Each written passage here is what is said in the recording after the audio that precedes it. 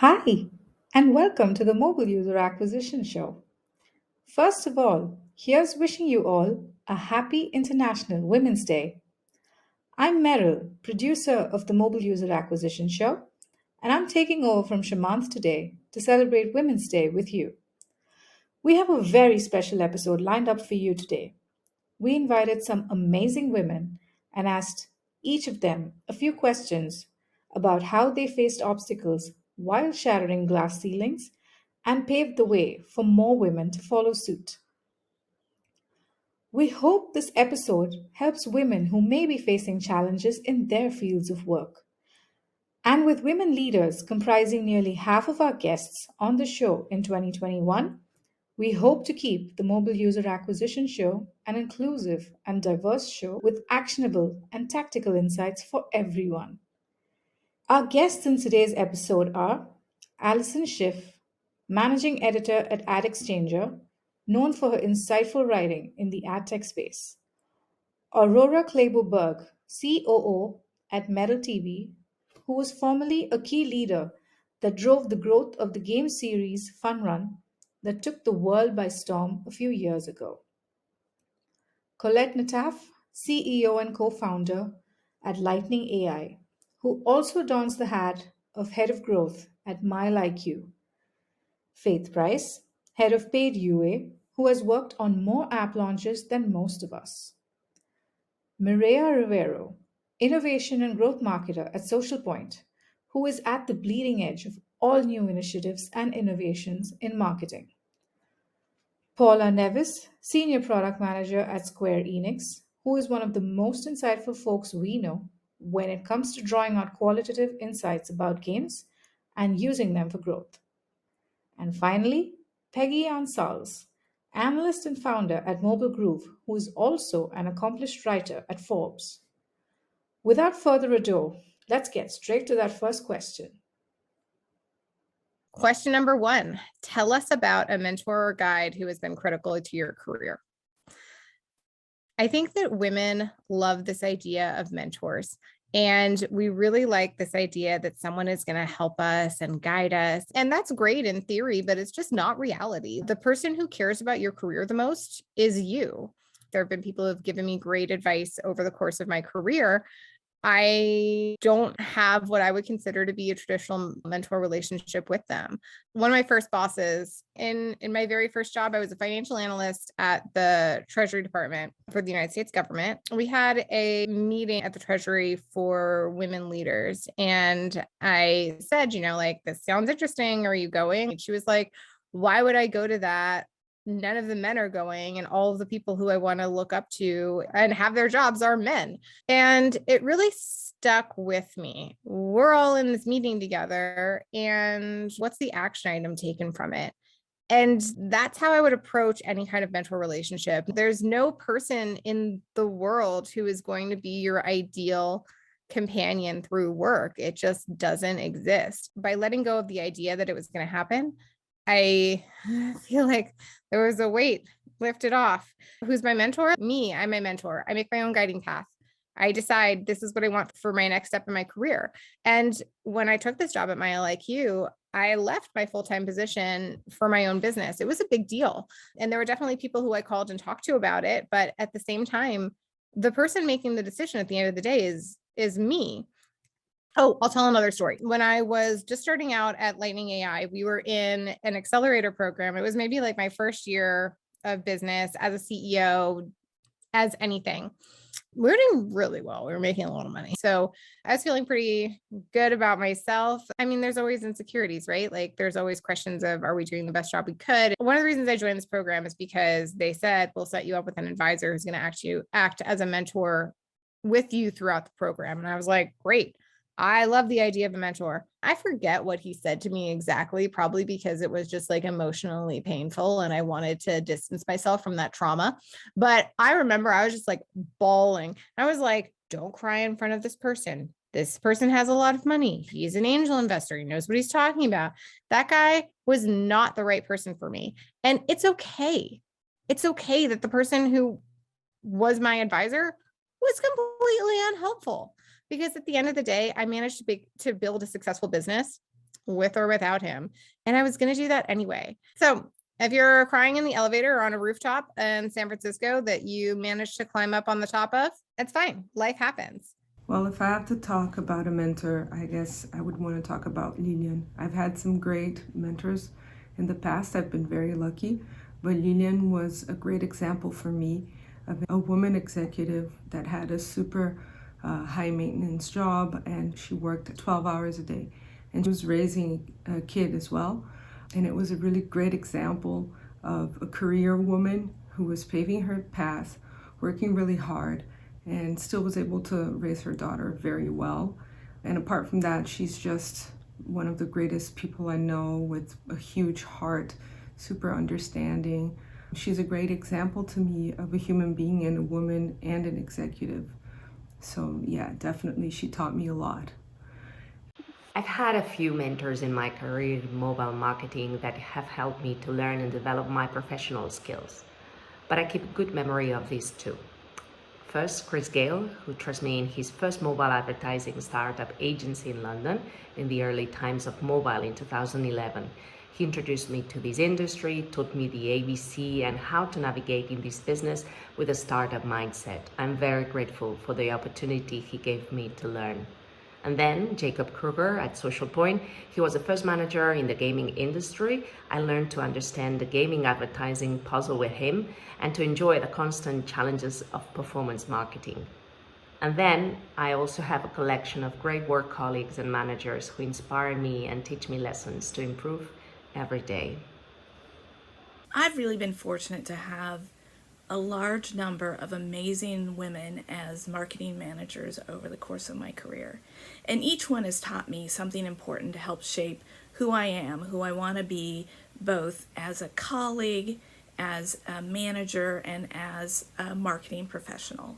So looking back, just thinking about a couple specific ones, I think back to my days at Expedia when I, for a very brief time, had a manager they brought in by the name of Susie. And she was not my manager for very long because I recognized very quickly her skill and had promoted her to start a whole new department after only a couple of months. But during that short amount of time that I worked with her, I realized some very valuable things. And one was that when you're a manager, it's not all about knowing and having all the answers, or even understanding specifically at a very deep level what each of your direct reports does and what their business model is. Because Susie was not familiar with affiliate marketing, which happened to be what I was working in at the time. But instead, it was about understanding what the employee needs to be successful.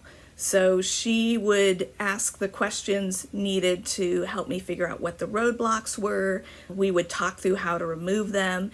And she would really challenge me to think about and find the answers for the questions, and then try to provide the support and the resources I needed to be able to find those answers. Or if there were challenges with another department, talk through what would it look like to approach that department to ask for help or to collaborate. And so it really was, how do you be a guide as a manager, not necessarily knowing all the answers, but helping people get to the answers. And then also she really had a way of celebrating achievements and making me as an employee feel valued. And so that was one of the biggest impacts to me as to what a really good manager would be. More recently, I think back to Catherine, who is the VP of the advertising team at Big Fish Games.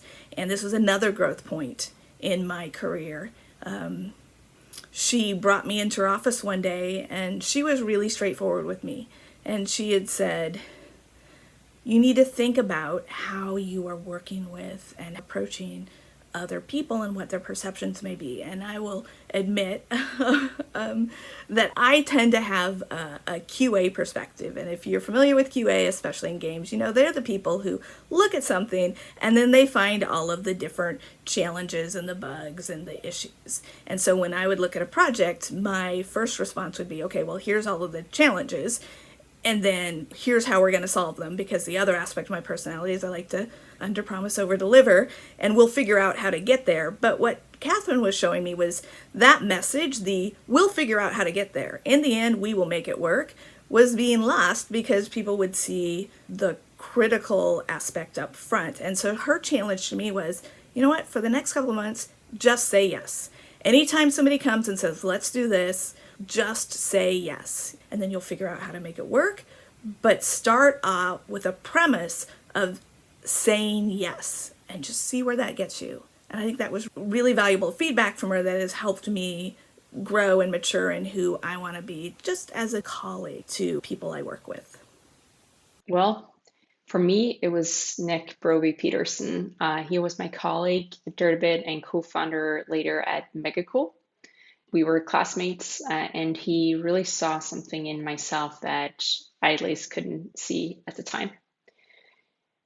I know this might sound cliche, but my mom, she's retired now, but she was an executive for around 30 years at a design and wall covering company that was involved in some of the biggest corporate office decorating projects in New York City during the late 80s and into the early 2000s. She wore suits with shoulder pads. It was the 80s. And she rose to the top, broke through the glass ceiling, all of that stuff, VP level in a very male dominated industry. I mean, she went to building sites and talked to the construction workers. She worked with the unions. She worked with truckers, bringing in the materials. And, she found that she had a very business focused mind, but she studied art in college. She's a very talented artist. So it came as a surprise to her that she had, such a good head for business.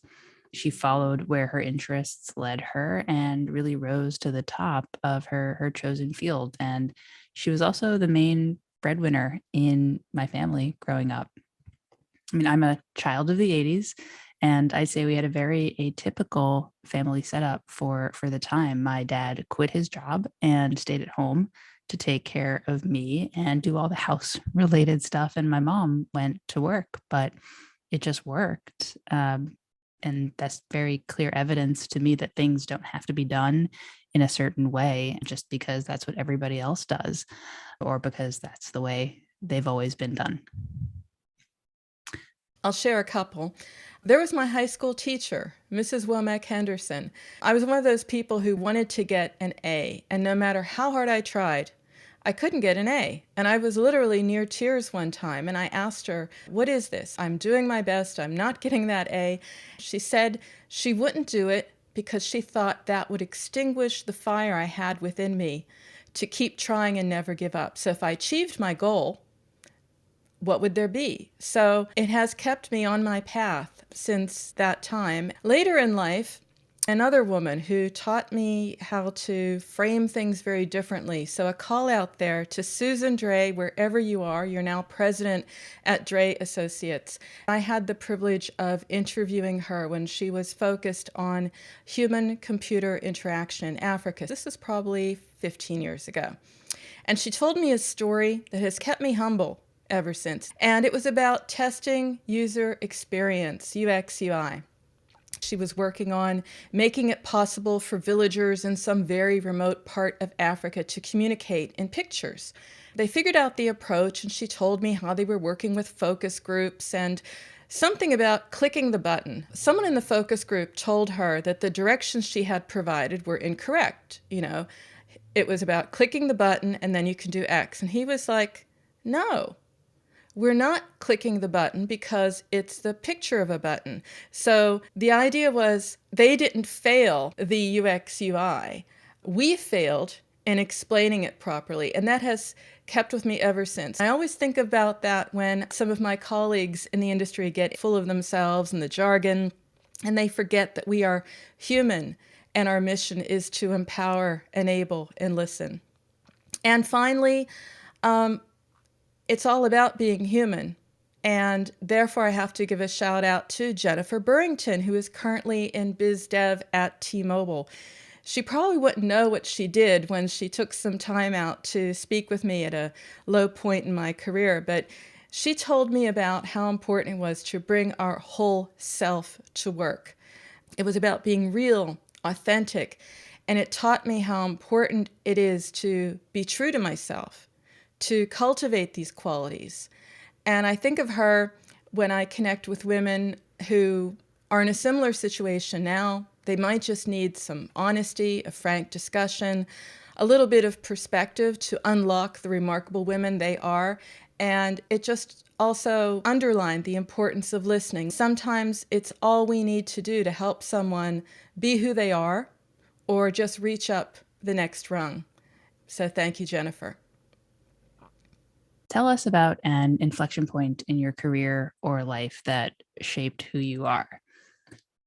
Honestly, it was when I had a very difficult female boss. She was verbally abusive, not much of a mentor, to say the least, and extremely critical without being constructive. But over the course of that job, I came to realize that she had her own past and she was a damaged person in certain ways. She needed me to manage hers. And over time, again, I learned a little bit about why she was the way she was, why she acted the way she did, some of her backstory. And I started at that point being able to better navigate that relationship. And eventually we ended up having a pretty decent relationship.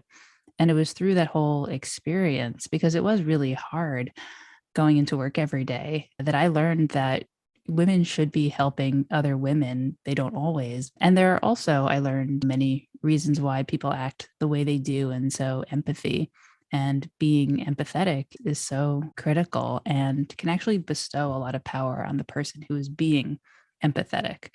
If you make an effort to understand someone, they also really appreciate it.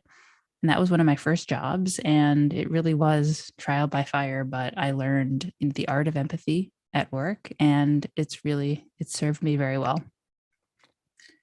So I want to talk about actually one of the biggest influences in who I am in my career, and that started before I ever even had a career. And that's with my family, and specifically my parents and my dad.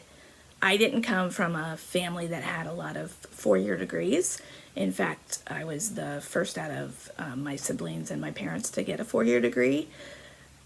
But I remember growing up, my dad saying to me, when you go to college or when you graduate from college. And he just set this expectation that it was a common everyday assumption that I would go to college and graduate and do whatever in the business world I wanted. And it was really that expectation and following up with it, really their support in everything. I remember for me and my siblings, my parents were the ones that would show up at every sports event we were at. It didn't matter if they had to drive for hours to get there. I was really big into art when I was in high school, so they would show up for every reception, for every juried show that my art would get into. They were there supporting, and it was just making it sort of this commonplace notion that you're going to grow up to achieve something, and we're going to support you in that achievement. And I want to say that was so important in my life. That really influenced, because I never had a thought that I wouldn't go to college, that I wouldn't try to achieve whatever it was my dreams were. And so I think looking at the future and how can we support the next generation, it's really giving them that foundation that we expect them to achieve, and we're going to help them achieve, we're going to support them achieve, whether it's your kids or your nieces and nephews or whoever it is you have some sort of influence with, really just providing that expectation that they can achieve what they want, that they are supported, and then letting them go on and do that. And so that for me was really one of the reasons I think I went to college and I got into business and I got into marketing, which it turns out I love, and was able to move forward and continue in it. I'm going to have to go back to my mother, who passed away some 20 years ago this month in March. She chose to divorce her husband at a time when leaving an abusive relationship meant that you were on your own, little support. What shaped me was her decision years later to enroll at a local college in Pittsburgh and deal with being the oldest in the class, being the least tech savvy, being the least cool in the class, and earn a degree to teach computer science and accounting. Watching her make her own way from her beginnings, that convinced me that you can do what you are determined to do. Let's go back to my treasury days. If you are a person who likes working in startups, a place I would not recommend working is the government. I was super unhappy. It felt like there was nothing for me to do. I was constantly looking for projects. It felt like no one had work for me to do. What I didn't realize at the time is that when you're a very junior employee, even you taking what feels like a minor amount of work off of someone else's plate is actually like worth the salary that they're paying you. So I'm doing that and I'm like, this is really not what I wanted. I'm going to go back to grad school. And that was an interesting choice that I would also not recommend for people who are really interested in building startups. It was not the right fit. So I'm a year and a half in and I'm like, I'm really good at school. Why do I hate this? And it turned out that what I wanted to be doing was the thing I was doing part-time, which was building my own company. I had a tutoring business. I had 7 tutors working for me. And that was what I was doing by free time while I was in grad school. Sometimes the thing that you do part-time is the thing that you should be doing full-time. So with that in mind, I shut down my tutoring business, moved across the country, came to San Francisco, and the rest is history. There were many, but I would like to talk maybe a little bit about the moment I graduated college. I actually did a bachelor's in psychology. So after a 5-year degree, I sort of knew that I really didn't want to pursue psychology, and I went to do an MBA in marketing. And I completely reinvented myself, and that's how my career actually started. And at that point, I knew that I reinvented myself, so everything I put my mind on would be possible, right? I would achieve anything as long as I could work really hard and to learn the new skills. There was nothing I would put my mind to that I couldn't do.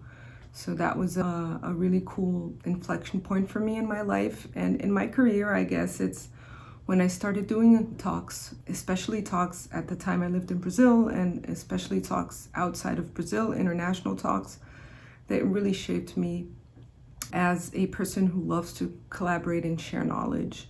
So I guess those 2 moments were really important for me. 2 experiences in my life became important inflection points that shaped me as a resilient and self-confident person. First, moving to London in my early 30s to live and work abroad, joining a mobile advertising startup agency and an international bubble industry. Seeing me capable of this big career change gave me strength and self-confidence in my learning skills. And then the sudden loss of my mom in a tragic accident connected me profoundly to my life, into a journey of self-discovery to understand myself better. What makes me happy? What troubles me? My fears? What blocks me? Since then, I think that I became a very resilient person. Back in 2012 and 2013, I was really driven by moving to the US and surround myself with people that successfully started companies over and over again. I strongly believe that you truly grow and learn if you surround yourself by people that seemingly know how to do it. So I had this plan to work as a consultant for 6 months to earn money to be able to afford this, and then just go and see what would happen. I presented this plan to my classmates, and Nick came forward and asked if I instead wanted to join him and his startup on their international exploration. Because at the time, their startup, Dirtibit, had launched a game called Fun Run, which was doing really, really well. And so I said yes, and I'm very happy about that, because 2 years later, we had reached 65 million downloads and had reached over 15% of the US population. And at that point, we'd not expanded physically to the US yet. So we decided to start another company together, which was mega cool, pun intended, that would tackle challenges we had as indie developers ourselves. So I'd say that was pretty critical for me. What do you think are a few critical skills that women should pick up or learn? Over the past several years, especially as I've progressed in my marketing career, The ability to be able to gather and interpret data and use it to tell a story has become a really powerful skill. As marketing professionals, we are called upon to make predictions about the future, to devise strategies and tactics, to make choices between partners and channels, to do all sorts of activities to help grow the business.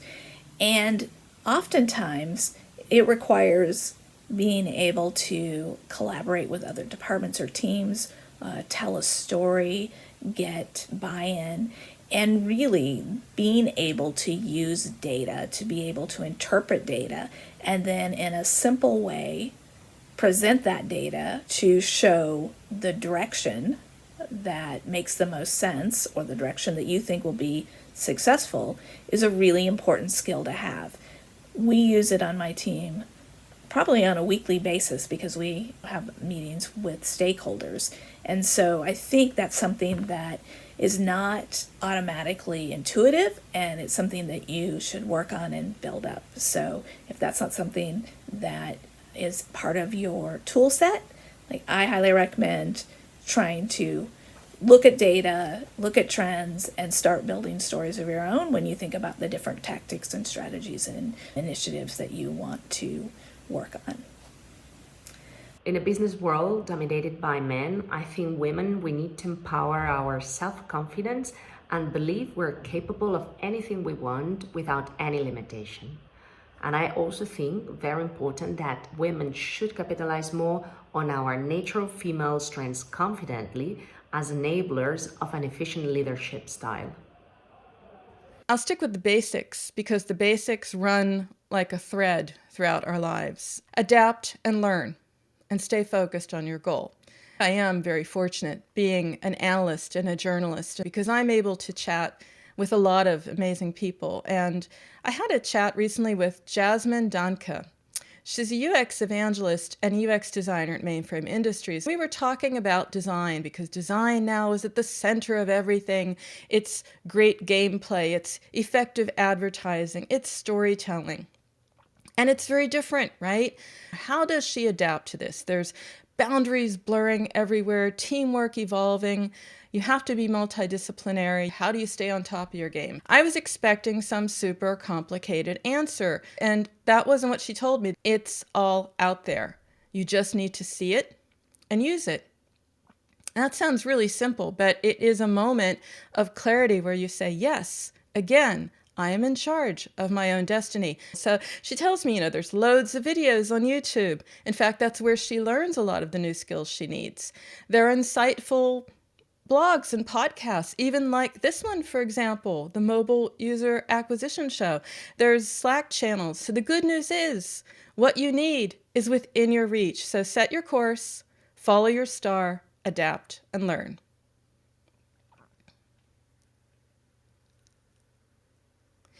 If I were to go back in time and try and work more on specific skills, it would definitely be storytelling.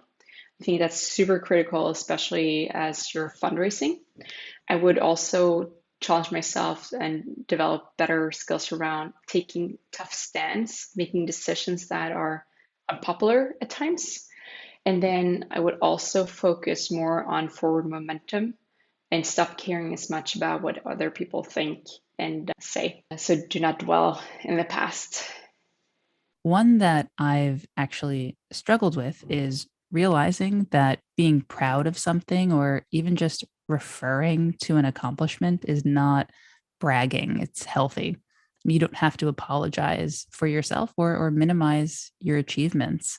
But by the same token, it's okay to say when you don't know something. There was a point when, I was a bit younger when I would pretend that I knew what someone was talking about, even if I didn't, because I was embarrassed to say that I didn't know. But there's nothing wrong with asking a question. That's how you learn, especially in my job. And I'd also say that it's really important to have your own vision for what success means to you and to know what you want to accomplish. You don't have to be Sheryl Sandberg or take any specific route in order to be successful, however you want to define success. In terms of critical skills that women should pick up or learn, I think the main one would be the power to negotiate. Negotiating is seen as something that's very male, right? And women usually don't negotiate in any, shape or form in any part of their lives. And I think it's really important. It's a show of self-worth, negotiating not only a salary or a higher salary or a higher position, but in general in life, being able to put your foot down and believe in yourself and just reach for something that's a little bit higher and not be afraid that you're being aggressive, right? Because women are seen as aggressive when they negotiate. So yes, do negotiate. Understanding how you receive feedback best is one of the most important things that you can understand about yourself, but also that you can communicate to your peers. We all want to help. We want you to be happier. We want you to be successful. Knowing how you receive feedback well allows us as managers to give that feedback to you in a way that is valuable. I think it's also really important to just know how to give direct feedback. This is definitely something that I have struggled with. And I will caveat this. I do think women are taught to not give negative feedback. We're taught and expected to say positive and nice things and let the Simon Cowells of the world be the mean ones, even if we agree with them. It's okay to give negative feedback. It's useful. You need to learn how to have hard conversations, even if it really sucks. Things I don't think you need to learn how to do, how to be loud and interrupt your male colleagues when they talk over you. I don't think you need to learn how to pretend to steal their ideas when they just said the exact same thing. I don't think you need to learn how to mansplain, but you do need to learn how to deal with those situations because they're going to happen. And you need to be able to communicate and advocate for yourself about what you want. If your boss is not listening to you, or if your peer is taking your ideas and repeating the exact same thing, you got to call them out on it. One of my coworkers I felt like constantly taking my ideas, and it was really frustrating. What I found is that he was doing it intentionally and that I was just a little bit faster on the uptake. What I did was proactively try and solve it with him. I do think there is a little bit of expectation that you need to stand up and advocate for yourself because no one else will. So think about what you can do to change it. And you don't need to be the one changing. Most of the time, other people need to be the one changing, but you can be the catalyst that starts the change. If you could spend an hour with an inspirational figure and ask them any question you wanted to, who would they be and what would you ask them? Okay, I have two answers for this. So if I could ask anybody anything, hands down, it'd be Bernie Sanders. And I would ask him how he is so cool. If I could spend an hour with someone, and there's two people I'd want to spend an hour with. One is obviously Barack Obama. I've seen him talk 3 or 4 times, and every time it's been great, quick on his feet, super down to earth, seems like a great guy. The other person I'd want to talk to for an hour is Kris Jenner. I think she is a genius. She turned her life from making workout videos in her basement to $1 billion enterprise for the Kardashians. And honestly, that's incredible. Like there's a lot of work and talent and know-how that goes into that. And I think it's really impressive. I would go for Carol Shaw, who alone put together River Raid, the game. She's a big inspiration for me, not only because she's in the video games industry, which is the industry I love and I built my career on, but she was alone in the 80s, 70s, where it was even more male-centered and male-dominated, where there was more prejudice, and she built River Raid by herself. So she's a huge inspiration for me. And I guess I would ask her, how did she do it? What did it take? And what were her main struggles at the time to do this herself in such a male-dominated world? If I could spend an hour with an inspirational figure, it is difficult to think of someone specific, but what comes to my mind, for me, it's highly inspirational, all people who dedicate their lives and professional careers to save others' lives, like doctors, rescue teams. And the question that I would ask them is, how do you cope with the fear of not succeeding with your purpose in every new case? I'm really impressed by the entrepreneurial and creative women such as Shonda Rhimes and Reese Witherspoon. And if I got to spend an hour with them, I would really want to understand how they have been working through their imposter syndrome, as well as how they manage their creative process and how they've also scaled themselves as the needs around them changes. For me, it would be the British novelist Doris Lessing. She was brilliant. She won every writing award you could possibly imagine, including the Nobel Prize in Literature. And she was not obsessed with fame at all. Adulation was completely unimportant to her. She wove a lot of her own life into her novels. And there's this very interesting interplay between what is fiction and then what were her real experiences in a lot of her work. The first book of hers that I read, The Golden Notebook, I just pulled off a shelf with no context, and it really blew my mind. There are just some people who are born to write, and they're born to see the world and translate it using the written word. I aspire to that, even though I just write about ad tech for a living. But what would I ask her? I think I'd ask her whether writing for her was a pleasure, difficult, or a compulsion. Basically, what drove her to write? And, did it feel like work? I'd love to know what her process was.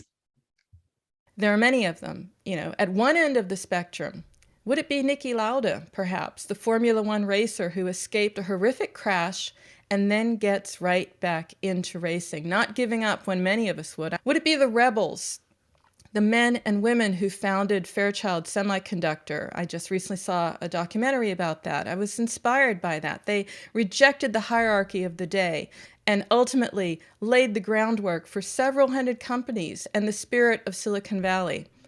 Or when I just want to go back in time, ask great inventors what inspired them to keep going against all odds. Then I thought about the type of people who inspire me.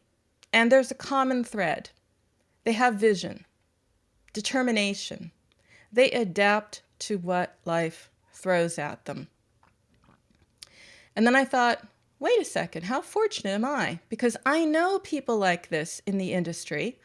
And next time I'm in a conference or just over coffee, I'm going to have a deeper conversation than just asking about the industry and dealing with the lack of identifiers. So, Jessica Pacheco at Paired, how are you championing brand and an app marketplace accustomed to one-hit wonders? Melanie Zimmerman at Wooga, what strength do you draw from to excite your peers about storytelling and combine that with performance marketing? And Daria Opanasuk or Ivanishuk, I absolutely adore you. You're the Chief Marketing Officer at Impulse, and I would like to know what drives you to join the Harvard Kennedy School Women's Network to improve your leadership skills. And at a time like this, you're based in the Ukraine, Daria. What are you telling yourself every day to get through it when there's fighting everywhere?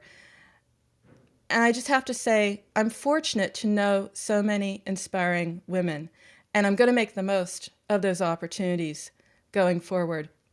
I'm also fortunate to have the opportunity to express and share this, and hopefully inspire some of you as well. Be your whole self, and to all of you, have a happy International Women's Day. Wish you all a good International Women's Day and to better times ahead for us women. Thank you. This Women's Day, I wish all women who follow a very, very happy Women's Day. And remember to trust in your natural female superpowers. A happy International Women's Day, and I hope that you find inspiration and are able to achieve your dreams and your goals, whatever they may be. I want to wish everyone a great International Women's Day.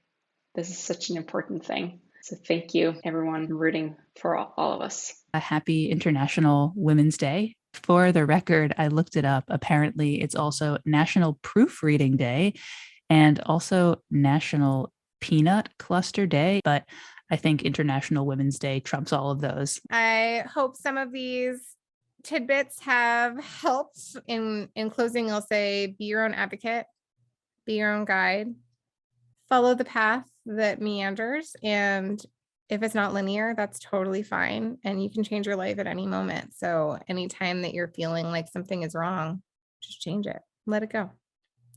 Happy International Women's Day to everyone. Thank you. for more tips, pointers, and strategies from the leading edge of mobile user acquisition, subscribe to our YouTube channel right here, or check out our blog, rocketship.hq.com/blog.